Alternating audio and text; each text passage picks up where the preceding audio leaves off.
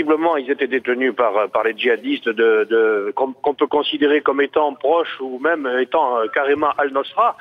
Ils ont fait cette opération parce que enlever des journalistes, c'est médiatiquement très bon.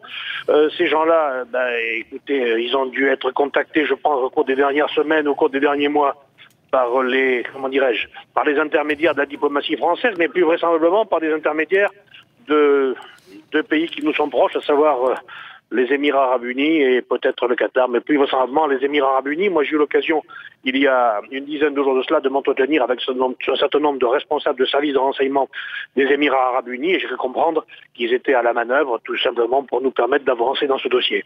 Jean-Louis Normandin, ancien otage au Liban, évoquait tout à l'heure le statut, entre guillemets, d'otage politique de nos 4 confrères. C'est un statut particulier, vous le confirmez ? Ah, tout à fait, d'autant que, monsieur Normandin, j'ai fait partie de ceux qui ont collaboré ou qui ont participé à sa libération. Et effectivement, c'était l'Iran qui avait commandité cette prise d'otage, qui avait utilisé le Hezbollah pour ce faire.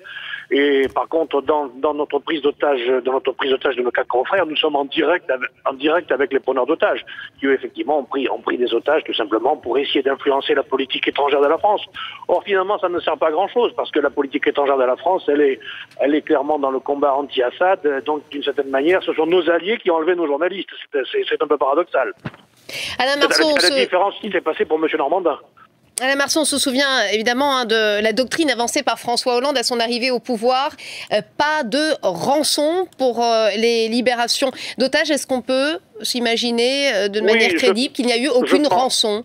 Bon, tout ça, c'est un peu du blabla. Faut arrêter de prendre les Français pour des imbéciles.